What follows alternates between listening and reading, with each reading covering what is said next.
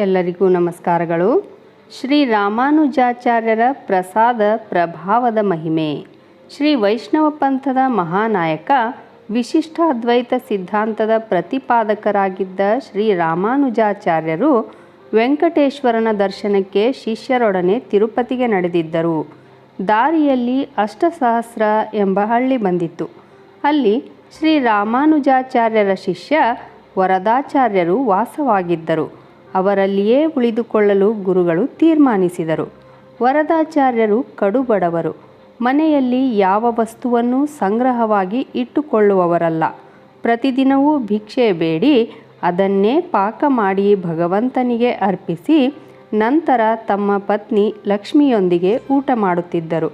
ಅವರ ಭಕ್ತಿ, ಹೃದಯ ಪರಿಶುದ್ಧತೆ ಅನನ್ಯವಾಗಿದ್ದವು. ಲಕ್ಷ್ಮಿ ಕೂಡ ಗಂಡನಿಗೆ ಅನುರೂಪಳಾದ ಪತ್ನಿ.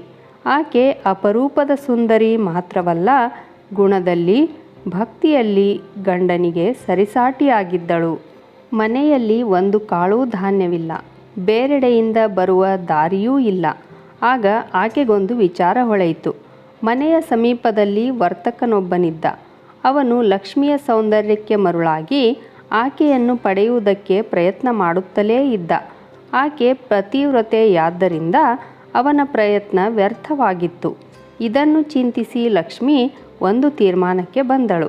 ಬರೀ ರಕ್ತ, ಮಾಂಸ, ಮೂಳೆಗಳಿಂದಾದ ದೇಹವನ್ನು ಬಳಸಿಕೊಂಡಾದರೂ ಮನೆಗೆ ಭಗವಂತನ ರೂಪದಲ್ಲಿ ಬಂದ ಗುರುಗಳಿಗೆ ಸೇವೆ ಸಲ್ಲಿಸಿ ಕೃತಾರ್ಥಳಾಗಬೇಕು. ತನ್ನ ಗಂಡನ ಮರ್ಯಾದೆಯನ್ನು ಉಳಿಸಬೇಕು.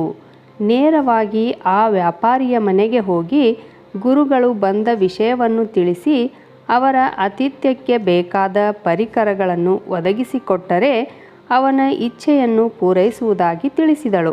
ಅವನ ಆಶ್ಚರ್ಯ, ಸಂತೋಷಗಳಿಗೆ ಮಿತಿಯೇ ಇರಲಿಲ್ಲ. ತಕ್ಷಣವೇ ಬೇಕಾದ ಎಲ್ಲ ಸಾಮಾನುಗಳನ್ನು ಆಕೆಯ ಮನೆಗೆ ಕಳುಹಿಸಿಕೊಟ್ಟ.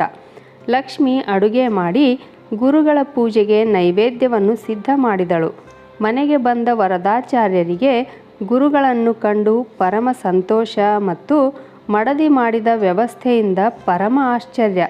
ಲಕ್ಷ್ಮಿ ಯಾವ ವಿಷಯವನ್ನೂ ಬಚ್ಚಿಡದೆ ತಾನು ಮಾಡಿದ ಚಿಂತನೆಯನ್ನು ಹೇಳಿದಳು. ವರದಾಚಾರ್ಯರು ಗುರುಗಳ ಸೇವೆಗೆ ನೀನು ಮಾಡುವ ತ್ಯಾಗ ಬಹುದೊಡ್ಡದು ಎಂದು ಮೆಚ್ಚಿಕೊಂಡರು. ಊಟವಾದ ಮೇಲೆ ವರದಾಚಾರ್ಯರು ಲಕ್ಷ್ಮಿಯನ್ನು ಕರೆದುಕೊಂಡು ಗುರುಗಳ ಬಳಿಗೆ ಹೋಗಿ ಎಲ್ಲ ವಿಷಯವನ್ನು ಅರಿಕೆ ಮಾಡಿಕೊಂಡರು. ಗುರುಭಕ್ತಿಯ ಪರಾಕಾಷ್ಠೆಯನ್ನು ಕಂಡು ರಾಮಾನುಜಾಚಾರ್ಯರಿಗೂ ಶಿಷ್ಯರಿಗೂ ದಿಗ್ಭ್ರಮೆಯಾಯಿತು. ಆಗ ಗುರುಗಳು ಉಳಿದಿದ್ದ ಆಹಾರದಲ್ಲಿ ಕೊಂಚವನ್ನು ತರಹೇಳಿ ಅದನ್ನು ಮುಟ್ಟಿ ಧ್ಯಾನಿಸಿ ನಂತರ ಆ ಪ್ರಸಾದವನ್ನು ಲಕ್ಷ್ಮಿಯೇ ವ್ಯಾಪಾರಿಗೆ ನೀಡುವಂತೆ ಹೇಳಿದರು. ಲಕ್ಷ್ಮಿ ಮನೆಗೆ ಬಂದಾಗ ಸಂತೋಷಗೊಂಡ ವ್ಯಾಪಾರಿ ಆಕೆ ನೀಡಿದ ಪ್ರಸಾದವನ್ನು ಸ್ವೀಕರಿಸಿದ ಮರುಕ್ಷಣವೇ ಅವನ ಕಣ್ಣುಗಳಲ್ಲಿದ್ದ ಕಾಮಭಾವನೆ ಕರಗಿ ಮುಂದೆ ನಿಂತಿದ್ದವಳು ತಾಯಿಯೆಂದೇ ಭಾಸವಾಗಿ ಅವಳ ಕಾಲಿಗೆ ಬಿದ್ದು ಕ್ಷಮೆ ಕೇಳಿದ. ತಾನು ಎಂತಹ ಪಾಪಕೃತ್ಯಕ್ಕೆ ಮನಸ್ಸು ಮಾಡಿದ್ದೆ ಎಂದು ಪಶ್ಚಾತ್ತಾಪಪಟ್ಟ. ಆಕೆಯೊಂದಿಗೆ ಗುರುಗಳ ಬಳಿಗೆ ಬಂದು ಕ್ಷಮೆ ಕೇಳಿ ಅವರ ಶಿಷ್ಯನಾದ. ಹರಿನಾಮ ಸ್ಮರಣೆ, ಚಿಂತನೆ, ಭಗವಂತನ ಕರುಣೆ ಕೆಲವೊಮ್ಮೆ ಗುರುಗಳ ಮೂಲಕ ಹರಿದು ಬರುತ್ತದೆ. ಅದು ನಮ್ಮ ಕಣ್ಣು, ಕಿವಿ, ಮನಸ್ಸುಗಳಿಗೆ ಆಗಾಗ ಕವಿಯುವ ಪೊರೆಗಳು, ಜಿಡ್ಡುಗಳಿಂದ ಮುಕ್ತಿ ನೀಡುತ್ತದೆ. ಶ್ರೀ ರಾಮಾನುಜಾಚಾರ್ಯರ ಪ್ರಸಾದ ಮತ್ತು ಪ್ರಭಾವದ ಮಹಿಮೆ ನಿಮಗೆಲ್ಲ ಇಷ್ಟ ಆಗಿದ್ದರೆ ದಯವಿಟ್ಟು ಒಂದು ಲೈಕ್ ಕೊಡೋದ್ರ ಜೊತೆಗೆ ನನ್ನ ಚಾನಲನ್ನು ಸಬ್ಸ್ಕ್ರೈಬ್ ಮಾಡಿಕೊಳ್ಳ್ರಿ. ಹಾಗೆ ಹೆಚ್ಚು ಜನರಿಗೆ ಈ ವಿಡಿಯೋವನ್ನು ಶೇರ್ ಮಾಡಿರಿ. ಧನ್ಯವಾದಗಳು.